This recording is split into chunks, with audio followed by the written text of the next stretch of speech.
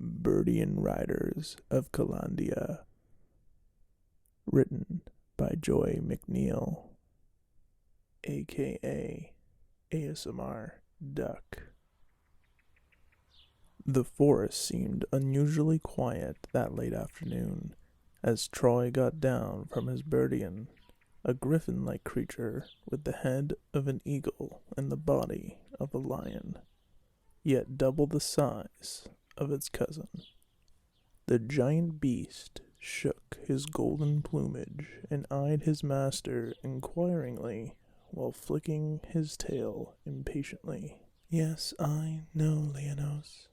You are eager to return home before dusk, but we have been flying solidly for most of the day, and I am thirsty and tired. It will not hurt to stop here a short while and drink." The Birdyon playfully pecked at his master's shoulder before taking a long drink of the crystal-clear water from the nearby stream. "You can stop doing that, my friend," Troy teased as he ran his fingers through the creature's silky plumage. "One of these days, you will bite my shoulder clean off." After taking his own fill of water, the tracker climbed back up into the saddle and made ready to carry on with the journey home. Then, without warning, an arrow shot past Troy's face and hit the tree behind him with a resounding thud. Troy yelled to Leonos to take flight. The Birdyon didn't have to be asked twice, and his powerful wings flapped strongly as they lifted up from the ground and flew skyward.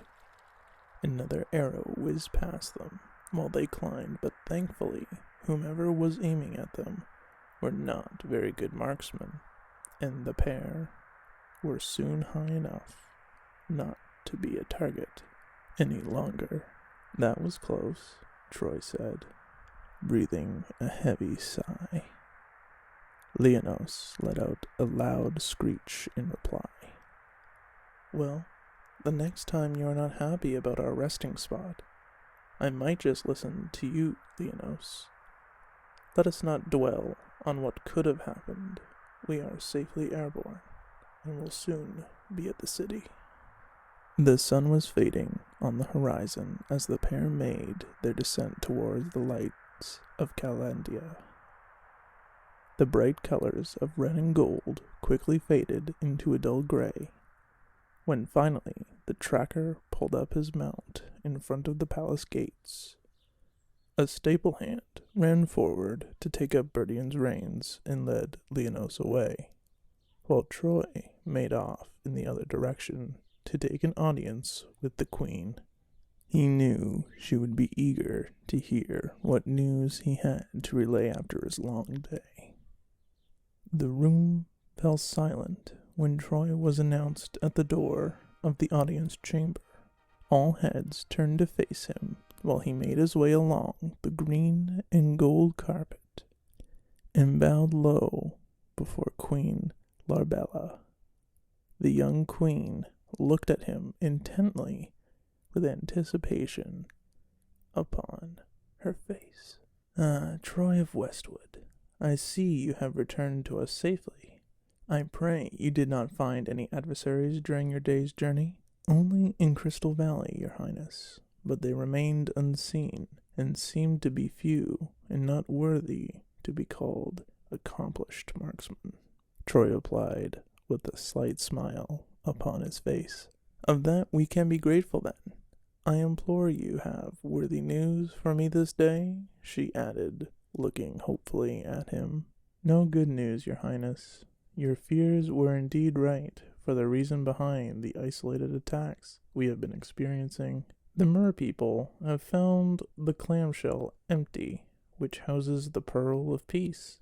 They are fearful it has been stolen by an evil identity, but they do not know whom nor from whence they came. They cannot understand why anyone would want to end 1,000 years of peace." Troy almost whispered the last few words of his sentence. He knew the queen would now have to create an army to protect Calandia. That would take time, and whoever had stolen the pearl would be well aware of this fact. They may have already established their own formidable army, ready to attack the city at any given time. The queen looked at Troy with an expression of sorrow upon her face, but there was also a hint of determination. Well, then, we have no choice. The time has come for us to form a worthy army to protect our people and stop this invisible foe. Troy, you are my most valued tracker. I know you have no formal military training, yet you are the best archer I have had the pleasure to compete against, and your skills of riding a Birdyon are matched by no other. Therefore, I am making you the squadron leader for the aerial combat force we will create. On this day, I proclaim that every young fit laborer or stockman over the age of 18 is to enlist in Calandia's army. We will not admit defeat before fighting for our small nation first. There was a hushed murmur from the courtiers as they realized the severity of the matter at hand. It was almost too shocking to comprehend, yet, as Troy bowed before his queen in acknowledgment of her request, everyone clapped and cheered with their approval of the tracker's newly appointed position. The following morning, at daybreak, Troy, along with his 50-odd new recruits, gathered outside the palace gates. There, stretched out across a large field, were enough Birdyon for every one of the new recruits. The riders looked solemnly at Troy as they waited for him to speak. He stood next to Leonos, who seemed to sense something new was afoot, and he kept nudging his beak playfully into the middle of his master's back. However, just as Troy was about to open his mouth to address the group, a shadow came swooping down from out of the clouds, and with the sound of loud flapping wings, a fine-looking Birdyon landed next to them. A figure dressed in sky-blue armor, with a full-face shield, slipped from the saddle and strode towards Troy, seemingly oblivious to the fact that they were late for the meeting. Troy tensed a little and lowered his head to his sword as the stranger drew close to him. He did not recollect seeing the pair before, because he knew every Birdyon within 100-mile radius of the palace, and he was sure he had never laid eyes on this exquisite creature, nor its mysterious rider. "You're late. What is your name, and whence did you come? I sense you are a stranger to us," he said in a stern voice. "My name is Adonais. I come from the north, and I am ready to fight for Calandia. I apologize for my late arrival, sir. I would have been on time if I had not been ambushed on my way here," came forth a softly spoken female voice. Troy was taken aback for a second. He was surprised the stranger was a woman, and he was curious to hear more about her tale. "Ambushed? How so?" "I happened upon a group of insurgents hidden in the Crystal Valley. They thought I would make an interesting target. I escaped with only a scratch, but I needed to remove the arrow from my shoulder before carrying on with my journey," the young woman replied, seemingly brushing off her unfortunate incident, as if it was an everyday occurrence. "You are injured?" Troy said in a surprised voice. "Yes, sir, but it is barely a scratch. It was more important to me to be here in time for our training than to trifle with such an annoyance. I did not wish to arrive here with an arrow firmly wedged into my armor. I say that it was good fortune that you were wearing such protection. However, I insist that you have your wounds seen by a healer after our training," Troy iterated firmly. "Now remove your helmet and go stand with the rest of the riders. I will indeed see a healer as you wish, sir. Although, as to your other request, I shan't remove my helmet. I like my privacy, which means I prefer to keep my identity hidden. I do, however, pledge my allegiance to the people of Calandia, and I am willing to fight, she replied in a determined voice. There was a quiet murmur from the rest of the group. They were shocked that this young woman seemed defiant towards their newly appointed squadron leader. Yet Troy seemed more amused than angry at this intriguing young woman's statement. She seemed to possess the qualities of a warrior, even though he had yet to learn whether she showed strengths other than flying, and the ability to stand her ground. However, he knew if he let her do as she pleased, it would look as though he had the inability to lead his troops. Adonais, as much as you like your privacy, as the leader of this squadron, I have given you a direct order which I expect you to obey. Please, sir, may I have a private word with you upon this matter? The young woman replied determinedly. However, Troy could sense that there was a very slight waver in her voice. He beckoned her to follow him as he walked away from the other riders, far enough to be out of earshot. You had better explain yourself very quickly, young lady. You have wasted more than enough of my time this morning, Adonais, he whispered abruptly. With the new recruit standing so close to him, Troy could see her steely blue eyes from beneath her face shield. The reason I don't remove my helmet in public is because of the painful scars I received as a child. I have always hidden my face from everyone who does not know my history, so I shan't be mocked by them, sir. Troy's expression softened a little upon hearing this. He felt awkward now, because he didn't want to appear weak to the squadron by letting a direct order be broken. Yet he also didn't want Adonais to leave so soon, because of her unwillingness to show her scarred face. Very well, the helmet may stay in place. However, this will be the one and only time you disobey in order for me. Is that clear, Adonais? He said sternly. She quickly nodded in confirmation. They strolled back to the other riders, who seemed most curious to hear what their leader had to say upon the matter of the uncruelly new recruit.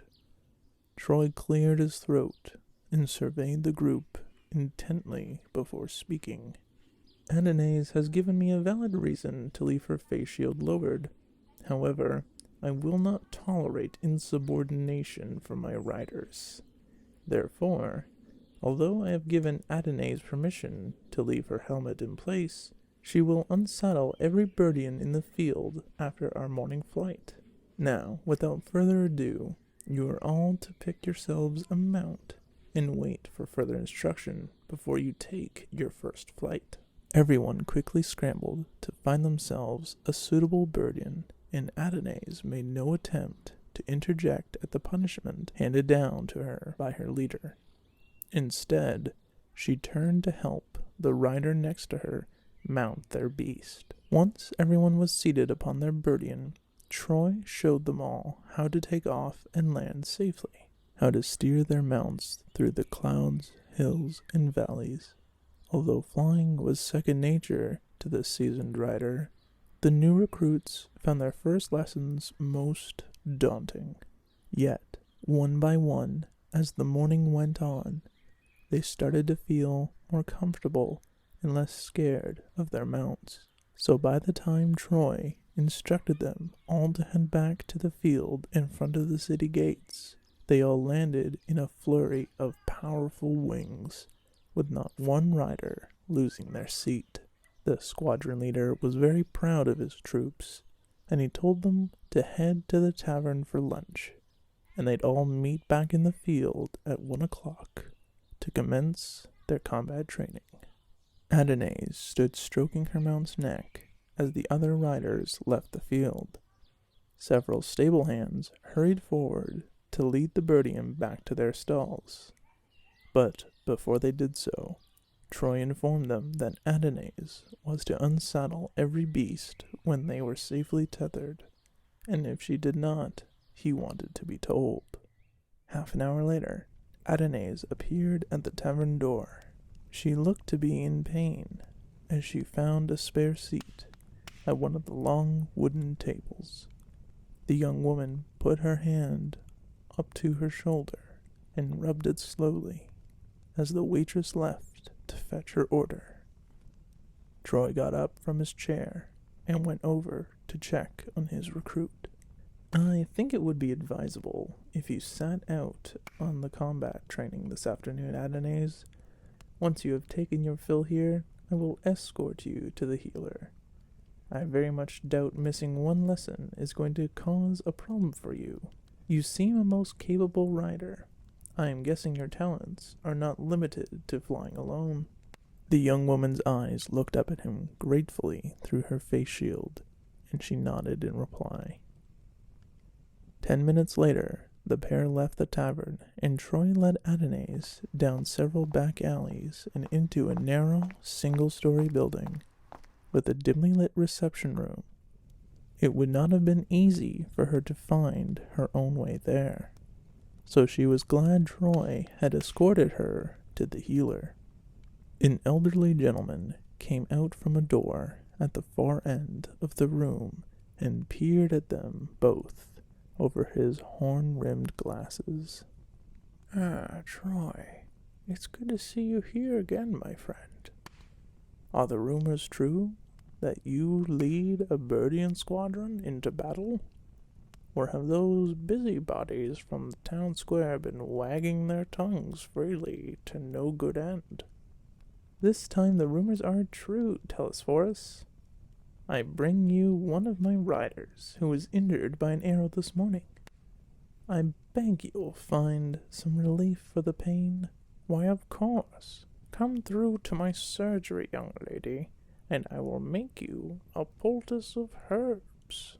Adonais stood hesitantly for a moment, looking up at Troy, and then towards the healer, who had already disappeared out of sight through the surgery door. If you are worried about removing your helmet, Telesphorus will hold any secrets you have, Adonais.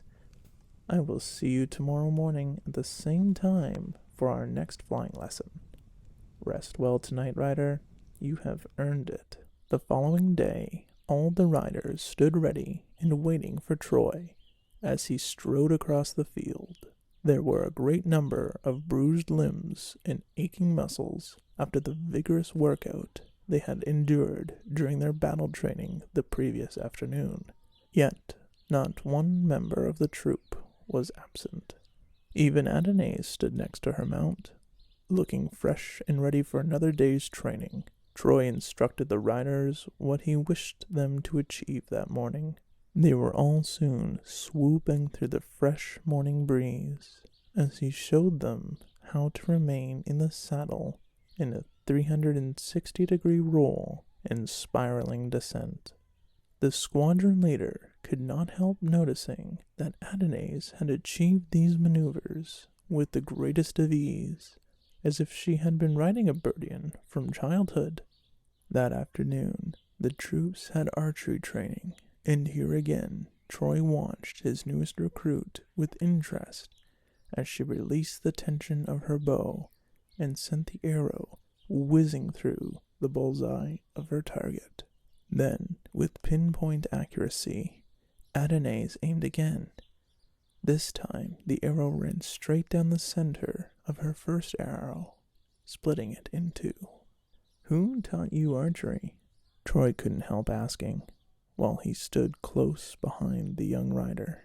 I taught myself, sir, Adonais replied in a quiet voice. Well, as it seems, there is nothing further I am able to teach you in either archery or flying. I therefore appoint you as my first lieutenant. You seem more than capable of helping me ready our riders for battle. There was a slight hesitation from Adonais before replying to her squadron leader's request. It seemed she was almost lost for words. Yet the newly appointed flight lieutenant soon regained her composure. "Yes, sir. Thank you, sir. I will not let you down." "I know you won't. Otherwise, I would not have offered you the position, Lieutenant," Troy replied, trying to hold back a smile. He then turned his attention to the rest of the squadron. "Right, everyone. Training is over for the day. We commence again at 0800 hours in the morning. You're dismissed." Over the next month, these routines became the daily schedule of the Birdyon squadron, and as each day passed by, the flyers showed true promise in becoming a formidable army. Yet, strangely enough, no reports of their unseen enemy occurred during this time.